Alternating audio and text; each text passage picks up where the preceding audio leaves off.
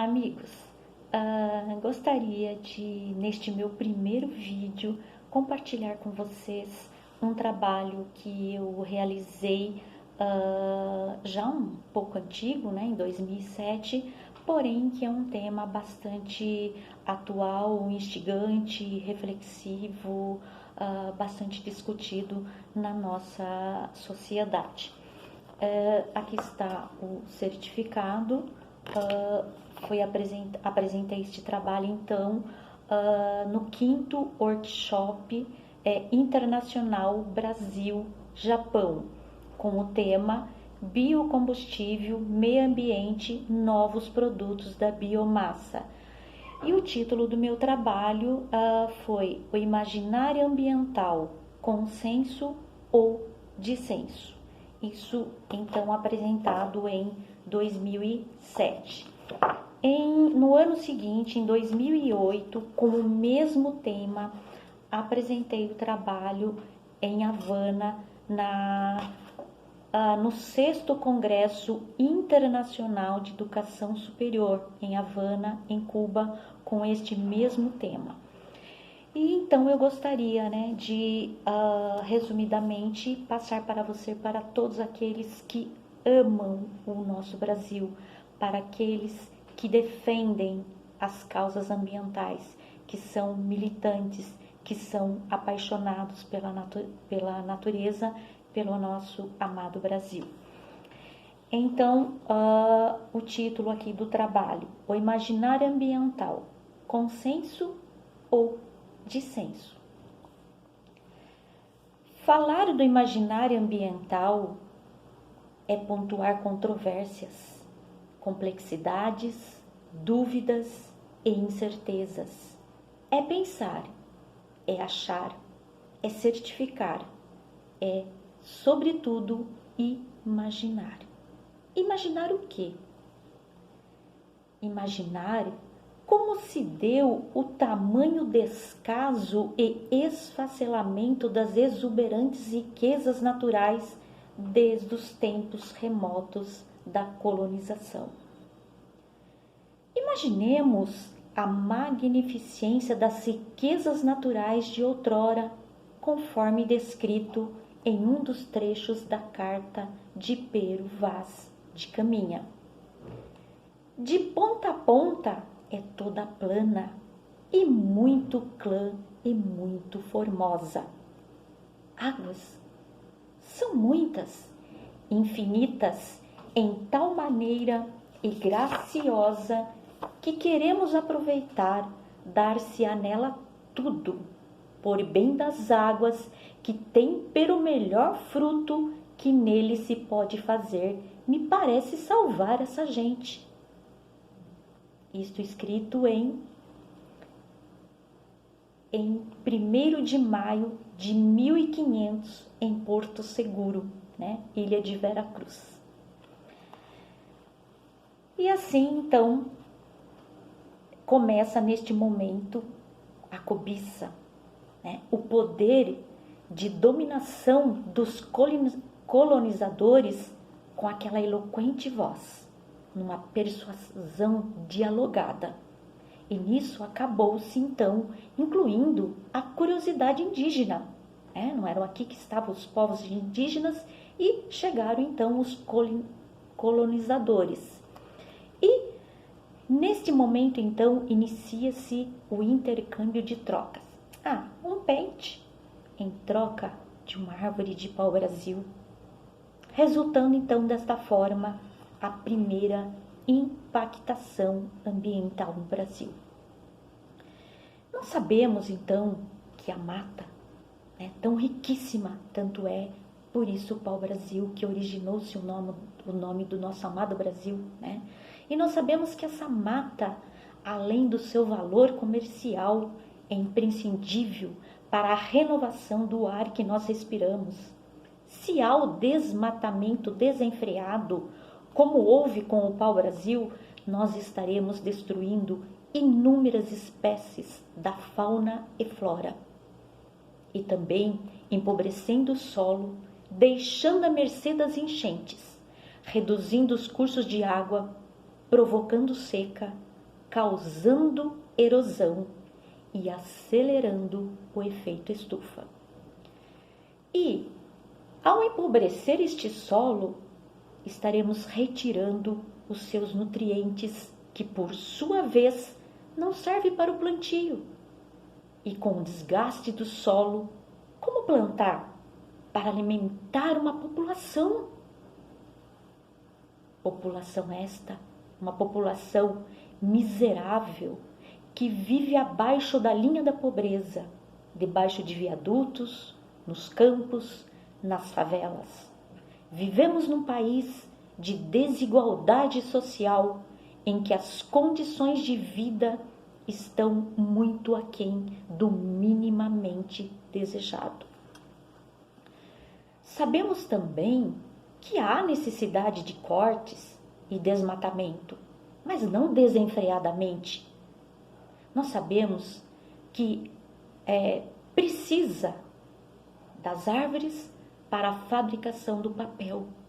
Porém, ao se fabricar o papel, consome florestas inteiras e ainda consome água e energia.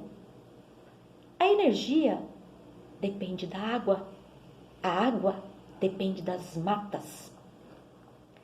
E esta madeira, além de se fazer o papel, se fabricar o papel, ainda no transporte dessa madeira, de utensílios feitos com madeira, qual é a matéria-prima que se utiliza, né? Qual o recurso, ou melhor, qual o recurso natural que é utilizado? Ou seja, petróleo, este ouro negro, né? E nós sabemos que este é um recurso não renovável, só que a cada dia ele emite mais e mais dióxido de carbono na atmosfera e poluindo tudo o que esta mata então estaria renovando e diminuindo assim a poluição. Nós sabemos que este ouro negro, né, este petróleo, na sua queima, ele gera o gás carbônico, né, o CO2, que é um gás utilizado na fotossíntese, que também é fundamental para a vida. Porém, o seu excesso, ele se torna poluente, causando então o efeito estufa. Então, nós vemos que este pequeno trecho da carta de Pero Vaz de Caminha suscitou tantas reflexões e muito longe de esgotá-las. Mas nós sabemos que ao mencionar a nossa amada Amazônia, que nós sabemos que é o paraíso mais cobiçado internacionalmente, e nós não podemos deixar de destacar o empenho de muitos militantes ambientalistas nesta causa. Nós temos ambientalistas que defendem esta causa, porém, nós temos também outros que acabam deixando tudo isso à vontade, né, do lucro. Então, é assim, é muito deprimente, inquietante e muito incômodo também a gente ouvir daqueles que se dizem que são os militantes ambientais, né? A gente vendo toda essa riqueza sendo esfacelada, porque parece haver assim um certo equilíbrio, uma balança entre essa coerção e entre o consenso, ou entre a repressão e o convencimento, né? Nessa busca incessante da legitimação de um conjunto de práticas e ideias destinadas a tentativas de conversão de interesses particulares, né, em interesse geral. O interesse é particular, mas eu coloco aquela causa como se fosse interesse geral. Infelizmente, a nossa nação brasileira, ela é campeã em importar técnicas e financiamentos, ou seja, esses pacotes estrangeiros em todas as áreas. Nós vemos na saúde, na educação, na infraestrutura, no meio ambiente, né? E o pior, que ainda eles buscam adequar tudo isso a exigências do mercado internacional, de forma a consolidar a formação de um cidadão produtivo, de um militante ambiental, para que todos tenham, então, uma consciência ambiental sustentável. Para o Banco Mundial, isso é compreensível, porque ele insiste, né, na participação do maior número de ONGs, para que estas ONGs implementem programas e projetos na área social. Fazem um diagnóstico de áreas de pobreza, né, traz a participação ativa dessas comunidades e assim legitima então planos nacionais de ação ambiental com estratégias de alívio da pobreza. E objetiva, né, lá no fundo seria então o desenvolvimento sustentável. Então nós vemos que a América Latina, ela se tornou primeiramente um capital europeu e mais tarde ela se tornou em capital americano. Nós vemos hoje que os Estados Unidos detêm um forte poder de intervenção, ele disputa ser o dono do planeta. Eu vi uma reportagem da revista Ciência, né, e Tecnologia do Meio Ambiente, que tinha como título assim, Espião das Alturas.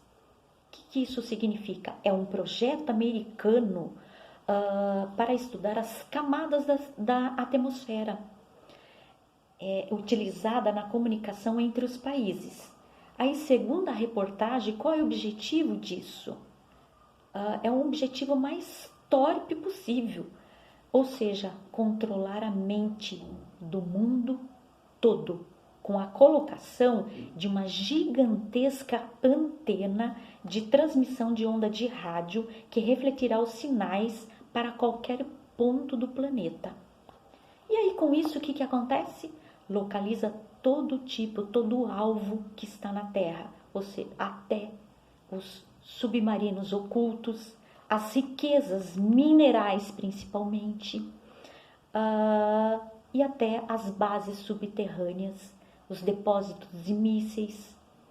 Isso também inclui controlar até mesmo o clima terrestre e, por sua capacidade técnica, poderá dar origem a terremotos artificiais, provocar umas catástrofes ambientais, controlar os impulsos do cérebro, influenciar no humor e até no comportamento humano. Então, meus amigos, a cobiça dos Estados Unidos sempre foi muito marcante em solo brasileiro. Por quê? Os nossos recursos naturais sempre estiveram ao alcance das suas mãos, porque o crédito é ilimitado. Como dizia Eduardo Galeano em 1994, que ele dizia o seguinte: a nossa riqueza gerava a nossa pobreza para alimentar a prosperidade de outros. Então, à medida que o país se desenvolve, ou seja, né, a industrialização, a tecnologia, mais se desequilibra. Quanto mais se desenvolve, mais se desequilibra devido a essa irracionalidade do sistema, contribuindo para o desemprego, caracterizando terras ociosas em virtudes do que? Daqueles que imigram para cidades em busca de emprego, de melhores condições de vida. E o que acontece? Uma explosão demográfica muito grande. E nessa explosão demográfica, evidentemente, quantas pessoas que vão para as cidades em busca de melhores condições? Aumenta-se a população, evidentemente que aumenta os problemas ambientais e, consequentemente, o efeito estufa estufa, por exemplo, né? Ele é o primeiro vilão mundial, em que inclusive os Estados Unidos está em primeiro lugar como destaque. E também está em primeiro lugar a negar qualquer participação para reduzir este efeito. Enfim, eles insistem em dominar o mundo, o planeta, por meio de fraudulentas intervenções. Por suas manobras, as suas manobras são tão camufladas que o povo acredita que é para o bem. E o pior é que fazem guerras, constrói civilizações e o mais curioso, fazem em nome da paz, em nome do progresso.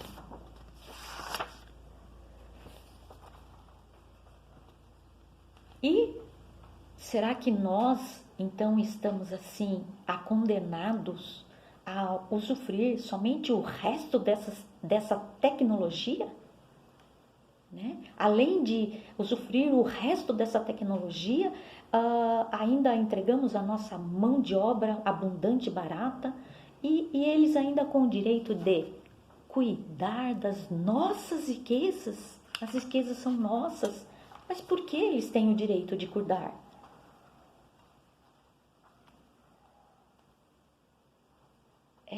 Porque para eles importa somente a ganância, a disputa, o poder, e tudo isso se faz em nome do desenvolvimento.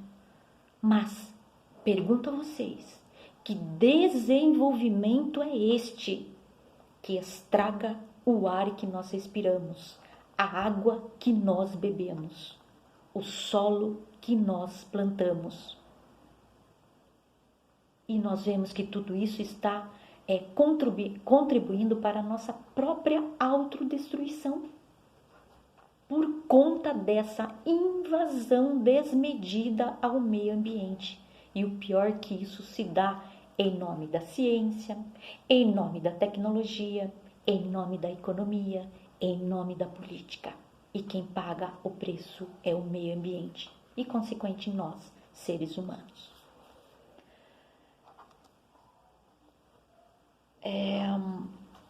Nós vemos também, né, a importância da água. Nós sabemos que milhões de pessoas morrem por ano em consequências das doenças associadas à má qualidade da água.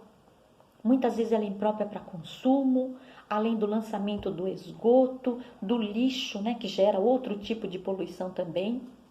Então, toneladas de lixo são depositadas nas águas, além das fossas que são construídas sempre próximas a lagos, a rios, né?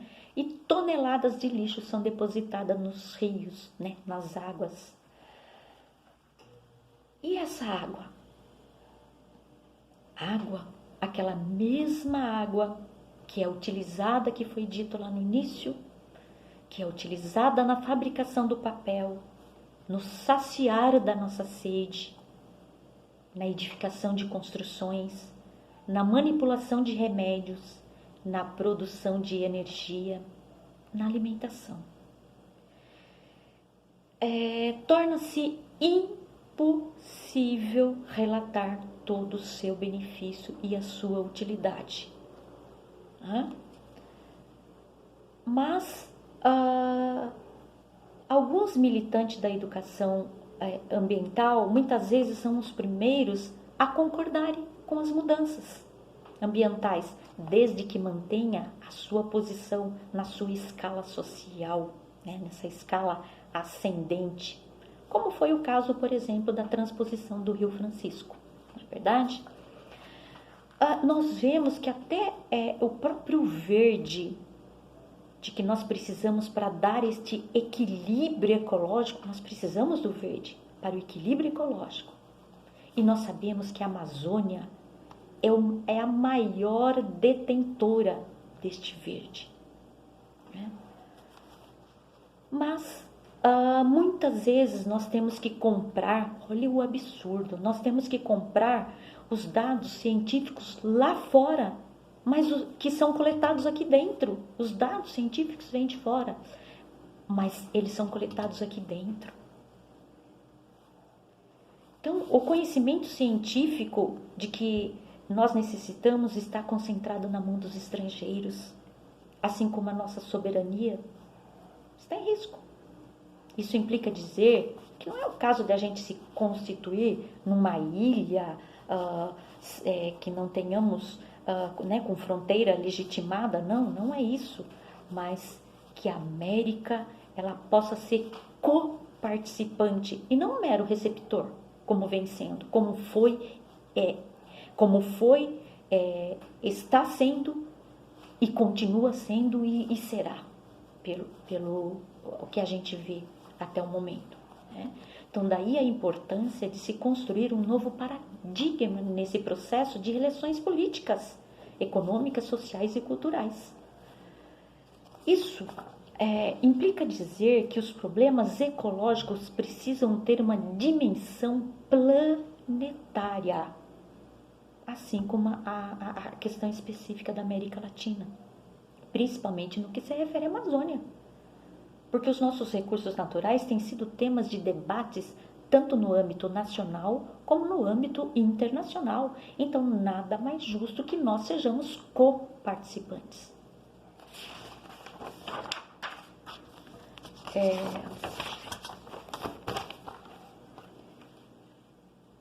Nós sabemos que o conhecimento ele é extremamente vital, né?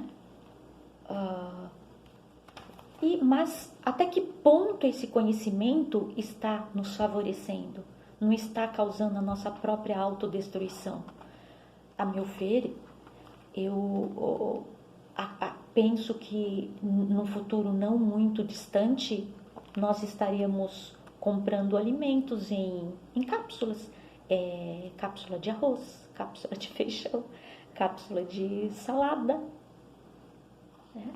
Porque, visto que a tecnologia, a ciência, parece que não se preocupam em descobrir, parece que elas só se preocupam em descobrir coisas inéditas aqui, é algo diferente, que rende um bom ibope e, consequentemente, lucros, esquecendo do que equilíbrio ambiental para que possa continuar fornecendo condições necessárias à sobrevivência humana. O que importa é apenas o lucro, a ganância. Então, no nosso mundo contemporâneo, neste nosso mundo atual, vende-se a ideia de que só se vive bem consumindo muito. E nós sabemos que a mídia é um fator determinante nessa tarefa. As variedades de marcas de celulares, de computadores, né, são minúsculos exemplos diante da imagem que reflete nos olhares dos consumidores. Enquanto a mídia ela se dedica à cobertura extensiva a essa onda de inovação tecnológica, pouca atenção tem dada àquilo que deixa o seu rastro na composição desse lixo urbano, ou seja, dessa sucata eletrônica que coloca em risco a saúde das pessoas e do ambiente. E some-se tudo isso à falta de incentivo à reciclagem. Então, o consumismo vem se alastrando de uma forma tão assustadora. Para onde vão todos esses equipamentos tecnológicos após o seu descarte? Nós sabemos que amontoa-se em lixão a céu aberto, impactando o ambiente. Depositam toneladas de lixo, sempre próximo aos rios, às florestas, gerando então os gases tóxicos, né? Aumentando sempre a poluição. Além de toda essa impactação, quanto dinheiro vai para o lixo enquanto o alimento é desperdiçado? Quantos passam fome em suas moradias insalubres, numa vida de total precariedade? E saber que do próprio lixo poderia melhorar as condições de vida da população e do meio ambiente, se considerasse o ambiente como essência, porque dele poderia advir tudo que o ser humano necessita se mantivesse um equilíbrio racional, coerente, consistente.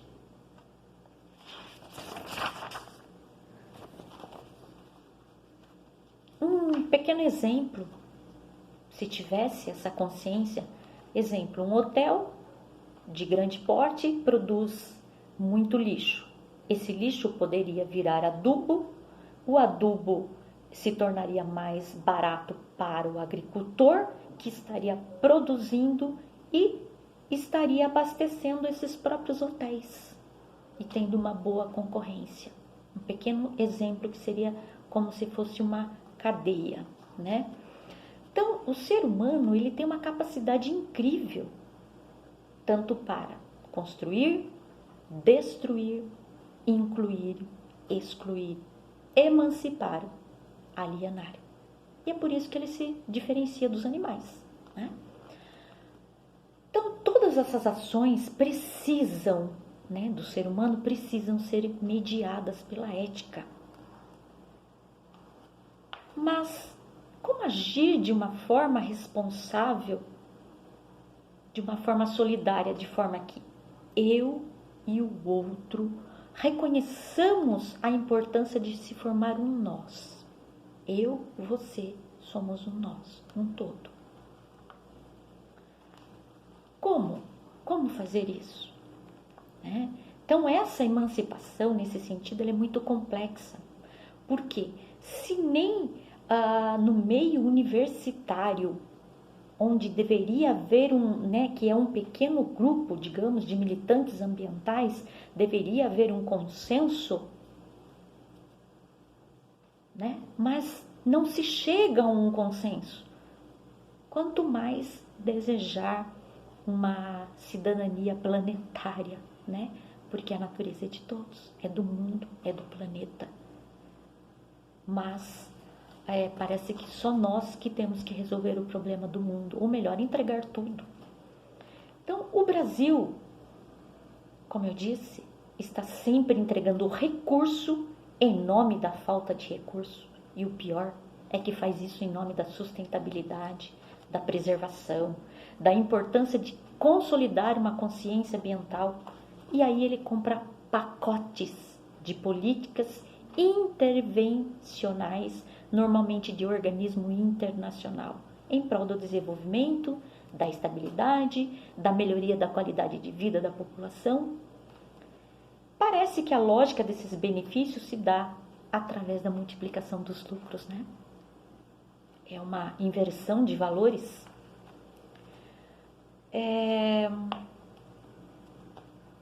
E com tudo isso, se exige muito do meio ambiente. Essa lucratividade, o ambiente é que acaba pagando tudo.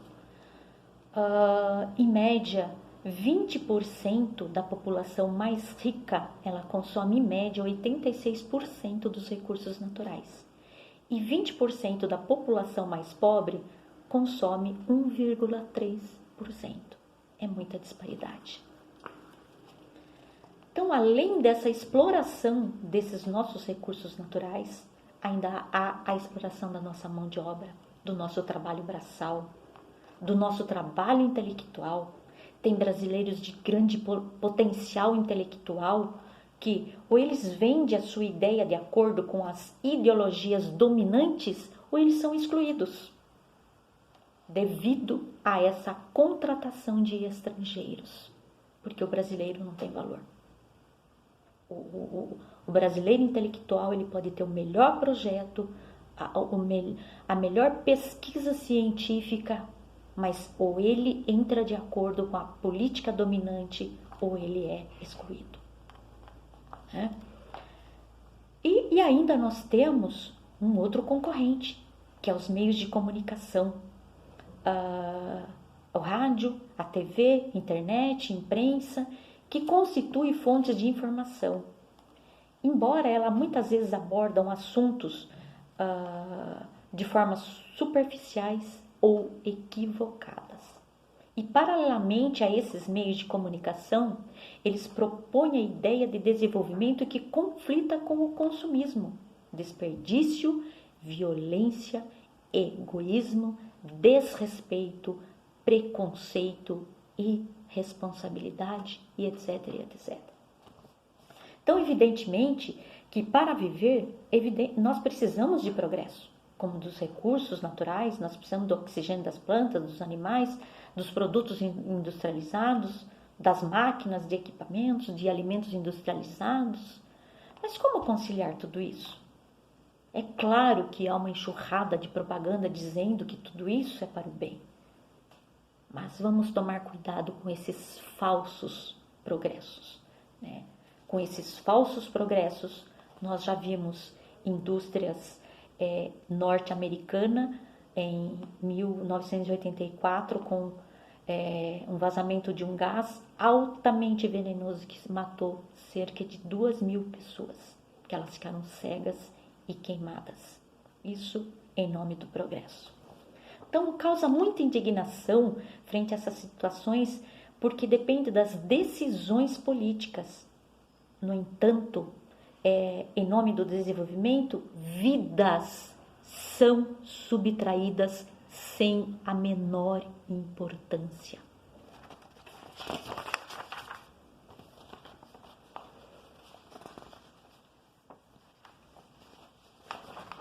A complexidade é tão grande que o meio ambiente oferece ao ser humano todas as possibilidades de sobrevivência. Basta que o ser humano saiba manejá-la.